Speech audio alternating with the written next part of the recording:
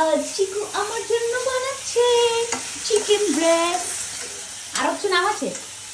শুধু chicken breast? Honey pepper chicken. Honey pepper chicken.